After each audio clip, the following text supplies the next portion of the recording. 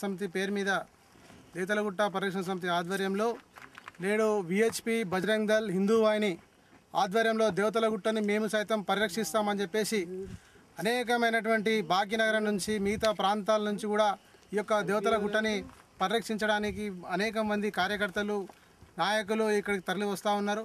ఇక్కడ జరుగుతున్నటువంటి అన్యాయాన్ని చూడలేక ఆవేదనతోటి అనేక మంది బయట నుంచి వారందరూ కూడా ఇక్కడ రావడం జరుగుతూ ఉంది.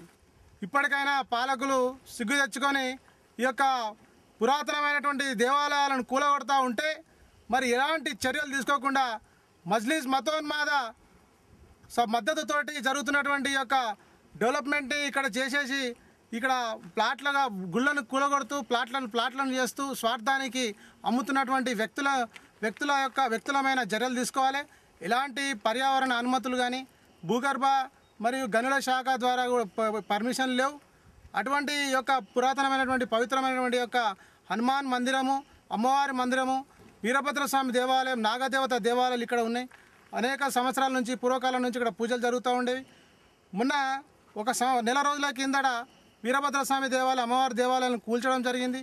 మేము మళ్ళీ అక్కడ ప్రతిష్ఠిస్తే దాన్ని మళ్ళీ జెండాలు ఉంటే వాటిని తొలగించడం జరిగింది. మరి మహాశివరాత్రి కార్యక్రమం సందర్భంగా మేము కమాన్ పెడితే కమాన్ని కూడా తొలగించడం జరిగింది. మరి ఏదైతే ప్రధాన ఆలయము హనుమంతుని ఆలయం ఉన్నటువంటి గుహని కింద పడేసి దాన్ని ఛిద్రం చేసే ఆలోచనతోటి దాని పక్కన ఉన్నటువంటి చుట్టుపక్కల ప్రాంతాల్లో ఉన్న రాళ్ళనన్నింటినీ కూడా తొలగిస్తూ ఉన్నారు. ఇది చాలా బాధాకరం. రానున్న రోజుల్లో మరిన్ని